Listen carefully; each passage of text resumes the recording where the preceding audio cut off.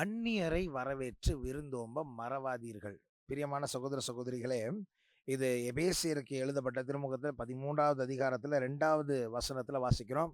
அந்நியருக்கு விருந்தோம்ப மறவாதீர்கள். ஏன் இதில் இப்படி எழுதியிருக்கு தெரியுமா? தொடர்ந்து வாசிக்கிறேன் கேளுங்க. அந்நியருக்கு விருந்தோம்ப மறவாதீர்கள்.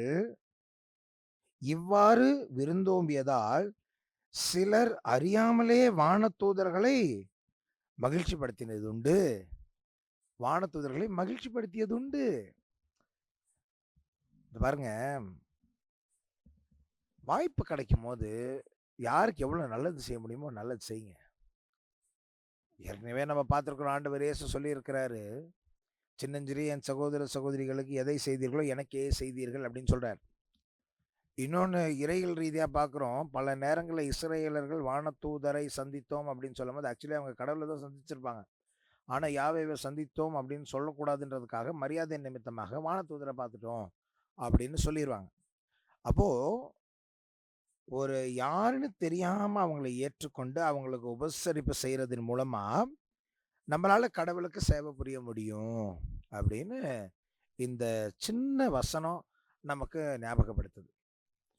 ஆண்டவர் இயேசு ஒரு இடத்துல சொல்வாரு, அதாவது உங்களுக்கு நல்லது செய்யறவங்களையே, உங்களை நல்லா கவனிச்சுக்கிறவங்களையே நீங்க கவனிச்சுக்கிட்டீங்கன்னா, உங்களுக்கு வணக்கம் வச்சு உங்களை புகழ்றவங்களே நீங்களும் புகழ்ந்து கவனிச்சிட்டீங்க அப்படின்னு சொன்னா, உங்களுக்கும் இந்த பாவிகளுக்கும், அது நீங்க பழைய இதெல்லாம் பார்த்தீங்கன்னா விபச்சாரிகளுக்கும், ஆ, விபச்சாரிகள்னா இப்போ வேலை மகளிர் அப்படின்னு சொல்றாங்களா, அவங்களுக்கும் உங்களுக்கு என்ன பெரிய வித்தியாசம்? அவங்க கூட தான் காசு கொடுத்தா அன்பை காட்டுறாங்க. எப்படி? ஏதோ ஒரு வருமானம் இருக்கு, அதுல இருந்து ஏதோ ஒன்று கிடைக்குன்னா அவங்க அன்பை காட்டுறாங்க. பணத்துக்கு அன்பை காட்டுறாங்க. அப்ப நீ வந்து அவன் வணக்கம் வச்சதா வணக்கம் வைப்பேன்னா, அப்புறம் உனக்கும் அந்த விலை மகளிருக்கு என்ன பெரிய வித்தியாசம் இருக்கு? அப்படின்ற மாரி ஒரு கேள்வி எழும்புது. பிரியமான சகோதர சகோதரிகளே, ஆண்டவர் இயேசு கிறிஸ்து சொல்லியிருக்கிறதை வந்து கணக்கு பார்க்காம செய்யுங்க. குறிப்பா ஒருத்தங்க தெரியாதவங்க இருந்தா செய்யுங்க. உங்களுக்கு தெரியாது, ஆண்டவரே உங்க வீட்டுக்கு வரலாம். மாதாவே உங்க வீட்டுக்கு வரலாம். புனிதர்களே உங்களை தேடி வரலாம். வானதூதர்களே உங்களை தேடி வரலாம். அப்படிலாம் நீங்க விருந்தோம்பல் செஞ்சீங்க அப்படின்னு சொன்னா, யூ நெவர் நோ. இதுல பாருங்க, இன்னொன்னு ஒரு வசனமும் இருக்கு பைபிள்ல. ஒரு சின்ன குழந்தையை காட்டி ஆண்டவர் சொல்றாரு, இந்த சிறு குழந்தைகள் என்னை ஏற்றுக்கொள்கிறவன் அவனுக்கு பரலோகத்துல இடம் இருக்குன்னு பேசுறார். அப்ப பிரியமான என் சகோதர சகோதரிகளே, இந்த தவக்காலத்திலயாவது கொஞ்சம் யாருமே தெரியாதவங்களுக்கு முடிஞ்ச அளவுக்கு ஏதாவது உதவி செய்யுங்க. எனக்கெல்லாம் ரொம்ப ஆச்சரியமா இருக்கும்.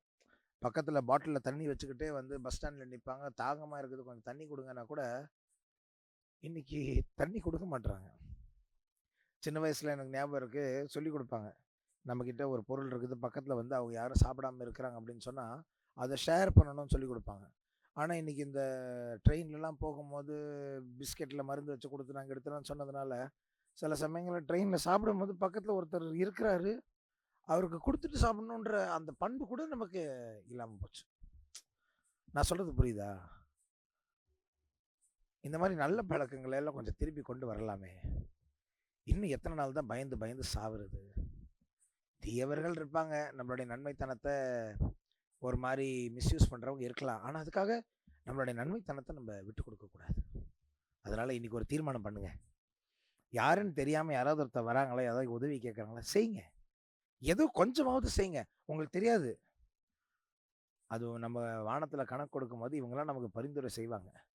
ஆமாண்டவரே, நான் அன்றைக்கி போனேன், உதவி செஞ்சேன்லாம் நம்ம கணக்கில் வந்து சேரும் இல்லையா? ஏதோ ஒரு நல்ல காரியம், புண்ணியம், நல்ல காரியம் நம்ம கணக்கில் வந்து சேரும் இல்லையா? அதுக்காக நல்லது செய்யுங்க. தெரியாதவங்களுக்கு கொஞ்சம் உதவி செய்யுங்க. நீங்கள் வானதூதர்களுக்கு உதவுவராக இருக்கலாம். அதற்கான நல்ல மனசு வேண்டி ஜெபிக்கலாமா? விண்ணக தந்தையே, உம்முடைய ஒரே மகன் இயேசு கிறிஸ்து இந்த உலகத்தின் சகல பாவங்களையும் ஏற்றுக்கொண்டு இந்த சகல உலகத்துக்கு சமாதானத்தையும் கிருபையும் கட்டளையிட்டார். இவ்வாறு எங்களுக்கு அவர் ஈடேற்றபவராக மாறினார். அவர் மீட்பராக மட்டுமில்லாமல் ஈடேற்றபவராக மாறினார். எங்களுக்கு புது வாழ்வு கொடுக்கிறவராக மாறினார். அதுவும் நிறைவாய் கொடுக்கிறவராக மாறினார். அதுபோல நாங்களும் தாராள மனதுடையவர்களாக இருக்க, குறிப்பாக யார் எவர் என்று தெரியாமல் அதில் அவர்களிடமிருந்து எந்த ஒரு பிரதிபலனும் எதிர்பார்க்காமல் பிறருக்கு உதவி செய்ய எங்களுக்கு பெரும் தன்மையை தருவீராக. எங்கள் ஆண்டவராகிய கிறிஸ்து வழியாக உம்மை மன்றாடுகிறோம். ஆமென். God bless you.